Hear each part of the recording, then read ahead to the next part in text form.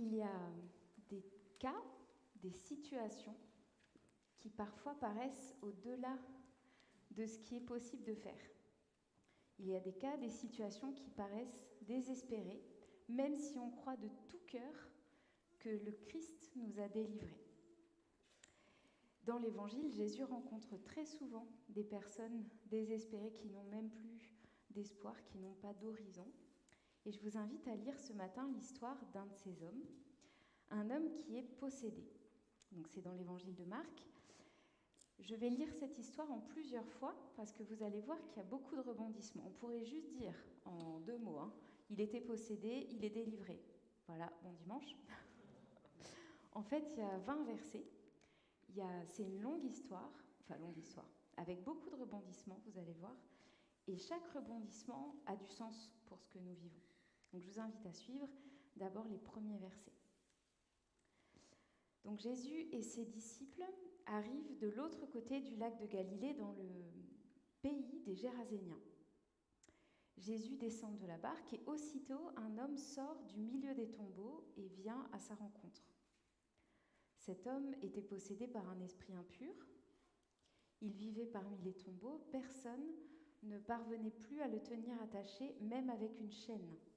Souvent, en effet, on l'avait attaché avec des fers aux pieds et des chaînes, mais il avait rompu les chaînes et brisé les fers. Personne n'avait la force de le maîtriser. Sans cesse, la nuit comme le jour, il errait parmi les tombeaux, sur les montagnes, en poussant des cris et en se blessant avec des pierres. Jésus quitte là le territoire juif, de l'autre côté, du premier côté du lac de Galilée, et il s'aventure dans une zone grise, la région de la Décapole, où il y a notamment la ville de Gérasa, habitée par les Géraséniens. C'est un territoire mélangé, confus, où les coutumes païennes se mélangent aux habitudes juives. Jésus s'aventure presque à l'étranger, dans une zone un peu particulière, un peu étrange. Et alors que Jésus n'a encore rien fait, un homme se précipite. Et alors là, on peut dire que c'est un cas, vraiment un cas désespéré. Depuis longtemps, cet homme est violent, agressif, c'est un forcené littéralement, il sort de ses chaînes et de ses fers, au point que sa communauté n'a pas réussi à le gérer et a fini par l'exclure. Depuis, cet homme erre, complètement dominé par ses pulsions destructrices au point de se blesser lui-même. En plus, au-delà de toutes ces pulsions de destruction, cet homme est impur. Alors nous, avec notre regard, c'est peut-être moins nos catégories, mais pour un lecteur juif, il y a beaucoup de signes qui sont des signes d'alerte. Alors déjà, il est possédé par un esprit. Ensuite, il vit parmi les tombeaux. Si vous avez quelques souvenirs de la loi juive, quand on touche un cadavre, après, on est impur pendant plusieurs jours. Et il faut faire des rituels pour pouvoir se présenter à nouveau devant Dieu. Pourquoi ? Parce que Dieu, c'est le Dieu des vivants. Donc quand on approche de la mort, il faut un sas, en quelque sorte, pour revenir auprès du Dieu des vivants. Mais lui, c'est pas juste qu'il touche un cadavre, il vit parmi les cadavres. L'exemple que j'ai trouvé pour moi, ce serait de vivre dans une décharge. Tout ce qu'il y a de plus sale, tout ce qu'on rejette, cet homme vit dedans et est complètement marqué par l'impureté. Et puis, bien sûr, je l'ai dit, il est possédé par un esprit impur, un esprit démoniaque. Alors là, nous aussi, en particulier les Occidentaux, nous aussi, on entre dans une zone grise. Parce qu'on a quand même du mal avec ces questions, ces sujets, en particulier quand c'est invisible. Quand on lit les symptômes, au premier abord, avec un esprit du XXIe siècle, on aurait tendance à dire c'est un diagnostic plutôt psychiatrique, peut-être qu'il y avait un traitement à apporter. Cela dit, le texte insistera encore par la suite, c'est vraiment un esprit, et vous allez le voir, c'est vraiment un esprit impur et démoniaque. Alors je crois que c'est, en général, quand on lit ces textes bibliques qui viennent nous interroger sur notre façon de voir les choses et notre façon d'interpréter les choses, je pense que c'est important de résister pour nous à cette tentation de ramener le texte complètement dans ce que nous connaissons, nous, aujourd'hui, complètement dans nos diagnostics, dans nos habitudes, dans nos cadres de pensée, en particulier si notre cadre de pensée, c'est juste le médical, le scientifique et ce qu'on peut maîtriser. Il y a tellement plus que ce que nous connaissons dans la réalité du monde. La Bible affirme avec force la réalité de forces invisibles, surnaturelles, qui sont bien plus fortes que nous. Il y en a des bonnes, et puis il y en a des maléfiques. Et si nous croyons que Dieu existe, alors c'est difficile de rejeter par principe le fait qu'il y ait des esprits invisibles qui nous influencent. Même si on ne les remarque pas au quotidien, même si on ne se balade pas dans la rue en se disant « Tiens, là, il y a un esprit qui a fait ça », bien sûr, mais ça n'empêche que cette réalité peut exister, même si nous ne savons pas toujours la reconnaître. Les sujets de possession et de délivrance, c'est, je trouve, très difficile. D'une part parce qu'on ne sait pas trop comment gérer, et forcément ça nous dépasse. Et puis parce qu'il y a tout un imaginaire autour, en particulier dans les films, les romans, qui nous perturbe, qui vient un peu parasiter notre façon de voir les choses. Et j'avoue que je suis loin d'être une spécialiste. Mais d'après ce que j'ai lu, déjà, ça existe, évidemment. Il y a des vrais troubles spirituels et des vraies influences spirituelles qui existent. Mais en plus, souvent, ça se mélange, en quelque sorte, avec des troubles psychiatriques, d'où notre difficulté à nous de pouvoir faire la distinction de l'extérieur. Parce que, d'après ce que j'ai compris, c'est souvent sur un terrain en ruine et dans une vie qui est vraiment brisée de l'intérieur qu'un esprit maléfique va pouvoir semer ses graines de discorde, si vous voulez, prendre de l'emprise. On se doute bien que quelqu'un qui est d'une grande santé intérieure et d'une grande stabilité intérieure résiste mieux aux influences négatives que quelqu'un qui est complètement brisé de l'intérieur. Donc souvent, ce sont des personnes qui ont été traumatisées, qui ont survécu à des abus, qui sont dans l'addiction, qui sont, pas systématiquement, mais qui peuvent être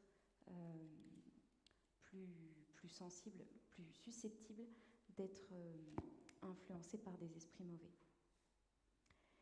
Cela dit, même si on met un petit peu de côté cette question de la possession, cet homme qui est possédé me renvoie à tous ceux qu'on a tendance, nous, à étiqueter comme des cas désespérés. Alors, pas forcément volontairement et avec malveillance, mais des fois, on est confronté à des cas où on est tellement démuni, on ne sait plus quoi faire, et on se dit, mais il n'y a plus d'issue, il n'y a plus d'horizon, il n'y a plus d'espoir. Ça peut être quelqu'un qui est enfermé dans l'addiction, par exemple, ou qui est pris dans un engrenage délit, prison, difficile réinsertion, délit, prison, etc. Ça peut être quelqu'un qui a un trouble psychiatrique, du coup, qui est difficile à traiter, et voilà, on n'arrive plus du tout à l'accompagner. Ou ça peut être quelqu'un qui est sous emprise sectaire, ou dans un réseau radicalisé, mafieux. Franchement, on n'a pas besoin d'être possédé pour toucher le fond. Et je crois que ce texte nous renvoie à toutes ces personnes, à toutes ces situations que nous pouvons rencontrer, sans qu'on sache forcément dire quelle est la cause, mais qui nous paraissent sans espoir. Vous voyez cette situation de ruine, ce terrain complètement dévasté, complètement opposé à tout ce que Dieu est, et c'est sur ce terrain que Jésus descend et met pied à terre. L'homme vit Jésus de loin, alors il accourut, il se prosterna devant lui et il cria d'une voix forte : « Que me veux-tu, Jésus, fils du Dieu très haut ? Je t'en conjure au nom de Dieu, ne me tourmente pas. » Car Jésus lui disait en effet : « Esprit impur, sors de cet homme. » Jésus l'interrogea. « Quel est ton nom ?» Il répondit, « Mon nom est Légion, parce que nous sommes nombreux. » Et il le suppliait avec insistance de ne pas les envoyer hors du pays.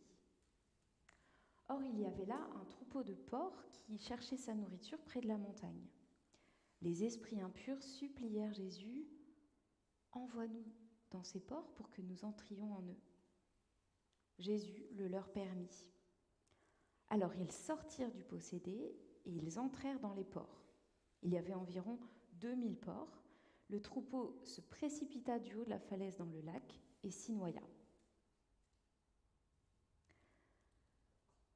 Sans attendre une quelconque démarche de foi chez cet homme, Jésus entreprend de le délivrer. En fait, ce n'est pas raconté dans l'ordre chronologique, mais Jésus commence par dire « Esprit impur, sors de cet homme ». Mais l'esprit démoniaque se rebelle et il se lance dans une négociation avec Jésus. D'ailleurs, il reconnaît Jésus. C'est peut-être un des signes de son origine. Les démons, dans l'Évangile, sont toujours ceux qui reconnaissent Jésus. Ils savent très bien qui il est, mais ce n'est pas parce qu'ils le reconnaissent qu'ils se soumettent à lui. Loin de là. Alors là, le démon entre en négociation et il va utiliser tout un tas de stratégies pour essayer de manipuler Jésus pour qu'il le laisse tranquille.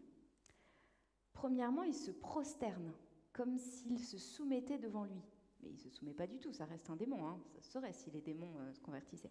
Donc il se prosterne devant Jésus en fausse soumission. Ensuite, il prend bien soin de nommer Jésus.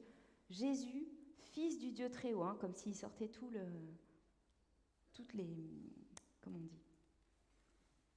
pédigré, voilà, tout le pédigré de Jésus.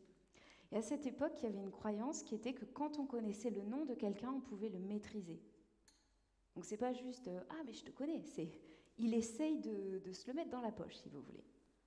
Et puis il le supplie. Et alors là, c'est savoureux quand même. C'est presque risible. S'il n'y avait pas autant de souffrance derrière chez cet homme, il le supplie au nom de Dieu. C'est un démon quand même. Il supplie le Fils de Dieu au nom de Dieu.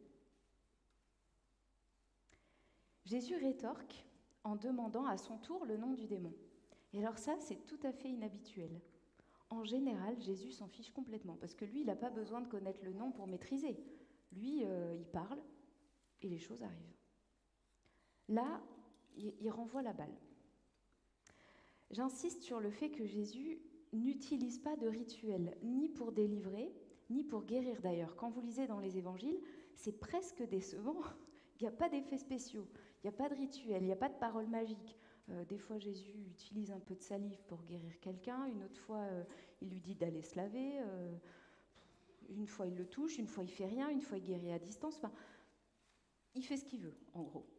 Mais à chaque fois, le point commun, c'est que quand il parle, la chose arrive. Jésus est d'une grande sobriété, alors que nous, on aurait tendance à en faire et à en faire pour impressionner. Jésus ne veut pas impressionner. Il veut juste arriver au bout de à son objectif. C'est intéressant de prendre un tout petit peu de recul et de voir que dans l'évangile de Marc, là, on est dans une section de miracles très impressionnants qui sont décrits avec une très grande sobriété. Juste avant la guérison du démoniaque, Jésus est dans la tempête avec ses disciples, il dort au fond de la barque, il se lève, silence, et la tempête se calme. Juste après notre texte, Jésus va au chevet d'une jeune fille qui est morte. Il arrive dans sa chambre et lui dit « Jeune fille, lève-toi !» Et elle revient à la vie. On est dans cette démonstration de puissance qui est incroyable, hyper efficace et d'une grande sobriété.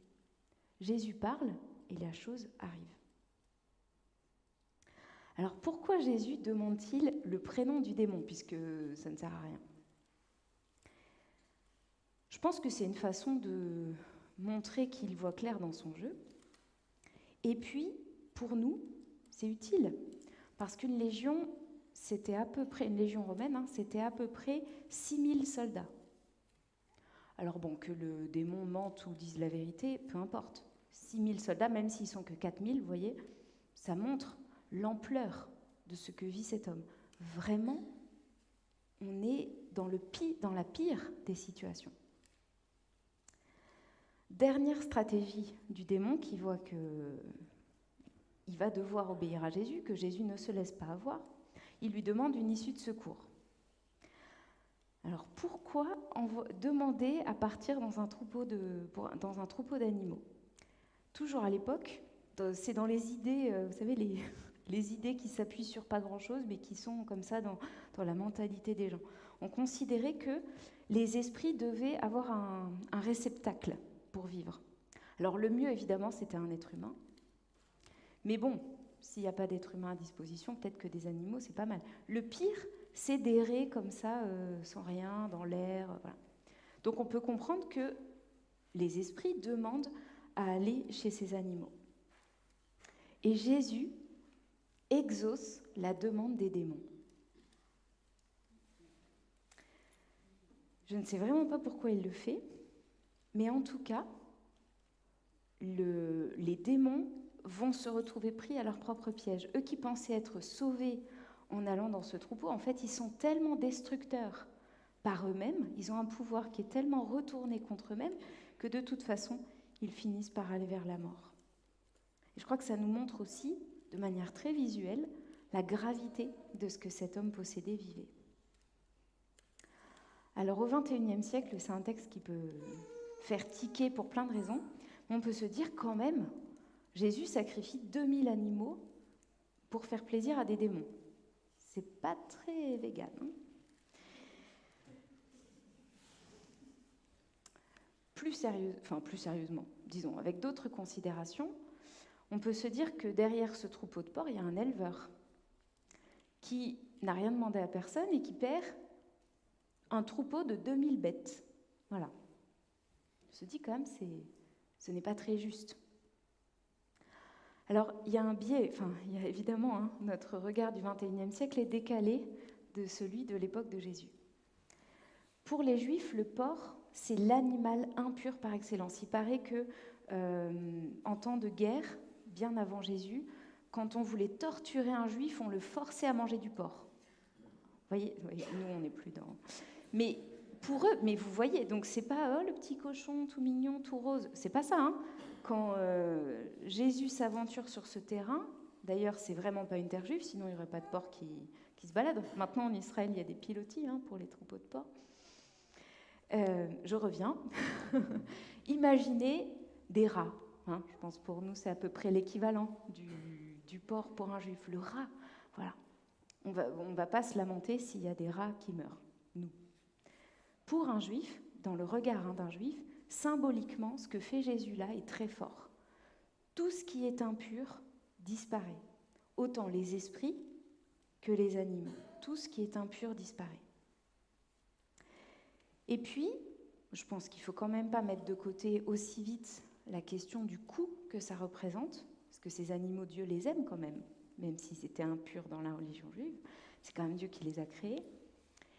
Et je crois que ça nous dit quelque chose de l'importance que Jésus accorde à la délivrance d'un homme, d'un être humain. La vie et la liberté n'ont pas de prix. Même un troupeau de 2000 bêtes, c'est terrible de le sacrifier, mais c'est toujours moins que la vie d'un être humain. Plus tard sur la croix, Jésus ne va pas sacrifier des bêtes, il va sacrifier sa propre vie pour nous débarrasser de toute chaîne, de toute impureté et de toute emprise. Jésus ne prend pas à la légère le coût de ses actions, mais à ses yeux, rien, pas même sa vie, ne vaut plus que la vie et la liberté d'un être humain. Je continue.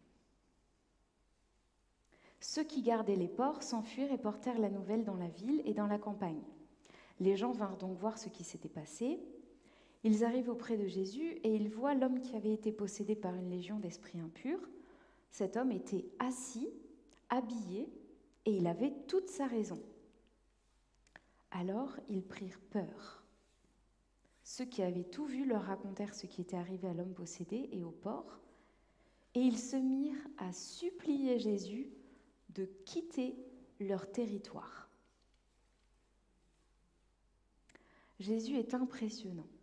Il a résolu une situation que personne ne pouvait gérer, à laquelle personne ne trouvait de solution. Mais les concitoyens de l'homme délivré ne sont pas juste impressionnés, bien plus que ça, ils sont terrifiés. Terrifiés avec une peur phobique. Ils mettent à distance complètement Jésus. Ils demandent à Jésus de partir. Pour eux, cette délivrance est insupportable.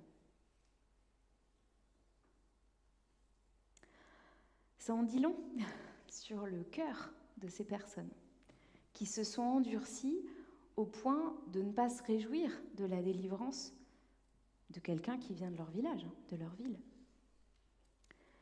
Et je crois que ça nous dit aussi quelque chose sur notre attitude par rapport au changement. Pour ces hommes, et ces femmes, pour ces concitoyens, le coût du changement est trop grand. Il vaut mieux rester comme avant, quitte à avoir un démoniaque à gérer. Il vaut mieux garder son petit équilibre que d'accueillir la vie et de la laisser nous bousculer au risque de perdre un troupeau, de perdre de l'argent ou de modifier l'écosystème des relations. Je me dis, à ce stade du récit, on se demande qui était le plus sous emprise, qui est le plus influencé par la destruction, la mort, qui a le cœur le plus sec. Est-ce que c'est le démoniaque ou est-ce que c'est ceux qui l'entourent ? Je ne sais pas si vous l'avez expérimenté dans votre vie quotidienne, mais c'est toujours étonnant de voir que quand Jésus fait surgir la vie dans notre existence, il y a des gens que ça dérange. Alors on se dit, mais pourtant, c'est tellement bien ce qui se passe. Et il y a des réactions, il peut y avoir des réactions vraiment négatives et violentes de rejet. Ce texte nous enlève toute naïveté. Il y a des gens qui trouvent du bénéfice au malheur des autres et qui ne se réjouiront pas de voir que l'un ou l'autre est délivré et libéré. La lumière qui vient dans les ténèbres ne suscite pas que de la joie, elle suscite aussi de la résistance. Et cette résistance, elle peut naître de la malveillance, parfois elle peut naître simplement de l'inertie. Même, et ça me peine de le dire, et bon, même chez les chrétiens, même chez moi. Pourtant, nous sommes acquis à la cause et nous avons envie que la vie de Dieu se répande. Et pourtant, nous pouvons être de ceux qui résistent et qui freinent. Parce que toute nouveauté, même si elle est lumineuse, même si elle est magnifique, vient remettre en cause nos changements, nos habitudes, nos équilibres, nos écosystèmes à nous. Tout ce qui change nous coûte, nous déstabilise. Et je crois que ce texte vient nous inviter à regarder ce qui compte vraiment. C'est vrai, nous perdons des choses quand la situation change. Mais si c'est pour la délivrance et le salut, ne serait-ce que d'une seule personne, ça en vaut la peine. Nous résistons au changement quand nous sommes focalisés sur ce que nous perdons. Mais si nous regardons à tout ce qui est gagné, en reconnaissant ce que nous avons perdu, mais en regardant aussi toute cette partie lumineuse que Dieu nous permet de vivre, alors notre motivation est renouvelée et nous pouvons envisager d'avancer. C'est cette attitude-là qui a permis à Jésus d'entrer dans la mort. Il pouvait regarder à tout ce qu'il perdait, mais il a choisi de regarder tout ce qu'il gagnait. Sa résurrection, qui ne changeait pas grand-chose par rapport à ce qu'il vivait avant, puisqu'il était déjà éternel, mais surtout notre résurrection avec lui. Et la vie éternelle qu'il nous invite à partager avec lui dans sa joie. Dernier rebondissement. Au moment où Jésus montait dans la barque, celui qui avait été possédé le supplia de pouvoir rester avec lui. Jésus ne le lui permit pas, mais il lui dit « Retourne chez toi, dans ta famille, et raconte-leur tout ce que le Seigneur a fait dans sa bonté pour toi. » L'homme s'en alla donc, et il se mit à proclamer dans la région de la Décapole tout ce que Jésus avait fait pour lui, et tout le monde était très étonné. L'ex-démoniaque veut suivre Jésus, mais Jésus le renvoie. Alors c'est d'autant plus étonnant que les démons demandent quelque chose, Jésus le fait. Les concitoyens demandent quelque chose, en fait ils virent Jésus, Jésus accepte. Et le seul qui a une bonne intention, qui est dans une bonne dynamique, qui a une bonne demande, Jésus refuse. Alors évidemment, la suite nous dit, oui, Jésus va beaucoup plus loin.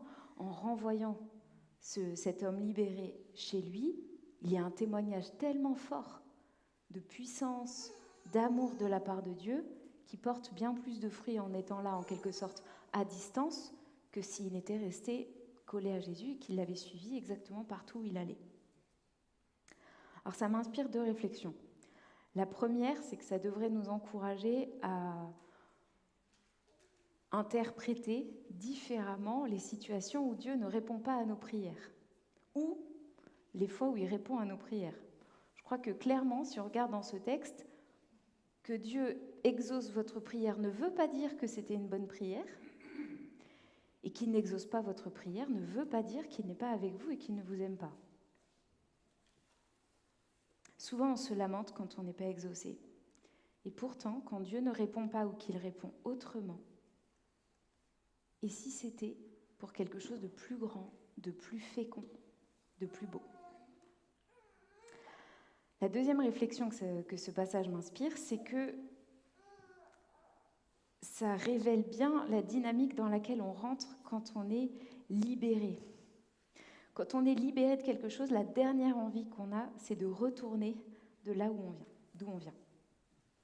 Nous n'avons qu'une envie, c'est de rester là où nous sommes arrivés, dans un environnement pur, sain et lumineux. Mais Jésus nous accueille près de lui, nous rassemble près de lui, mais il ne nous garde pas resserrés là, auprès de lui. Il nous renvoie. Alors il nous renvoie et puis il nous accompagne par son esprit, mais il nous renvoie, il nous redisperse, parfois dans les lieux justement d'où nous venons, pourquoi ?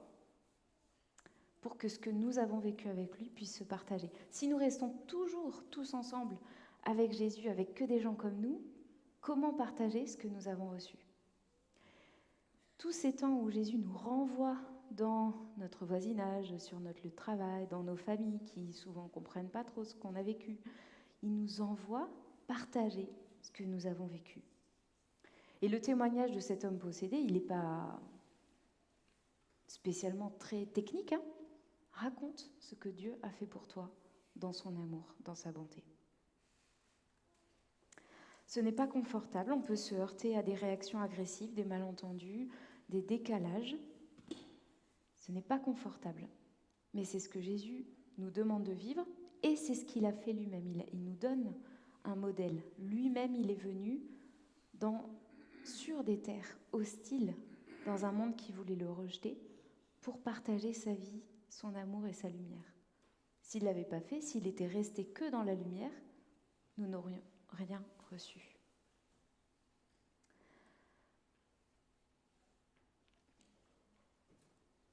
Alors vous allez me dire peut-être que les disciples qui ont le privilège de suivre Jésus dans la barque, eux, ne sont pas dispersés. Mais c'est sans compter la fin de l'évangile de Matthieu où Jésus dit à tous ses disciples et à nous, allez dans toutes les nations et faites-en des disciples dans toutes les nations. Alors finalement, on pourrait dire, vous savez, des fois on dit, tant qu'il y a de la vie, il y a de l'espoir. Je crois qu'on pourrait le formuler un peu différemment et dire, tant qu'il y a Jésus, il y a de l'espoir. Même si on a l'impression d'être dans une situation ou face à quelqu'un qui a complètement touché le fond. Ce texte, je crois, nous dit que personne, ni vous, ni votre voisin, ni celui que vous croisez dans la rue, ni celle qui vous désespère, ni même le pire des criminels ou des terroristes, personne n'est tombé si bas que Jésus ne puisse pas le relever. Il ne s'agit pas d'être naïf sur les influences, démoniaques ou pas, qu'il y a dans notre monde. Et ce témoignage nous rappelle que derrière n'importe quel cas désespéré, derrière chaque cas désespéré et désespérant, il y a toujours une personne que Dieu a créée, une personne qu'il voit, qu'il aime et qu'il veut libérer et restaurer. Lorsque nous sommes tentés d'être désespérés, nous pouvons regarder au Christ qui est tout-puissant dont l'amour et la vie triomphent sur le mal, quelle qu'en soit la forme, même ce qu'on n'arrive pas à maîtriser. Alors à la fin de ce texte, ma prière pour vous, pour moi, c'est que Dieu renouvelle sans cesse notre regard et notre attitude, qu'on ne soit pas comme ces concitoyens du démoniaque qui ont fini par fermer leur cœur, mais qu'on ait toujours ce regard plein d'espoir, modelé par le regard de Dieu, et qu'on soit ouvert à la possibilité de son action, qu'on prie pour son action, et que jamais on ne se décourage. Prions.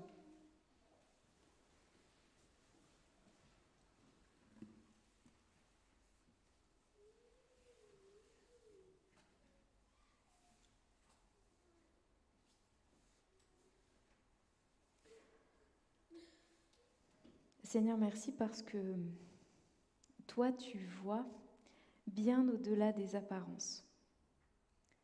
Tu vois toute la complexité de nos situations et tu n'es pas dupe. Tu vois ce qui est mauvais, ce qui est impur, ce qui est destructeur. Mais tu es suffisamment puissant pour ôter ce qui est impur et pour renouveler la personne que tu aimes et que tu as créée. Seigneur, nous te prions pour toutes les situations dans notre vie ou autour de nous qui nous paraissent désespérées. Nous te prions de nous donner ton regard, de renouveler notre confiance en toi, notre espérance, pour que nous t'invitions dans ces situations par la prière, que nous retrouvions une persévérance pour te confier ces situations et ces personnes. Renouvelle, Seigneur, notre conviction dans ta puissance, dans ta vie. Et accorde-nous d'œuvrer, de prier pour que ta lumière surgisse dans les ténèbres que nous rencontrons, pour que ta vie triomphe de tout ce qui est détruit. Permets-nous de participer d'une façon ou d'une autre à cette œuvre magnifique que tu fais. Amen.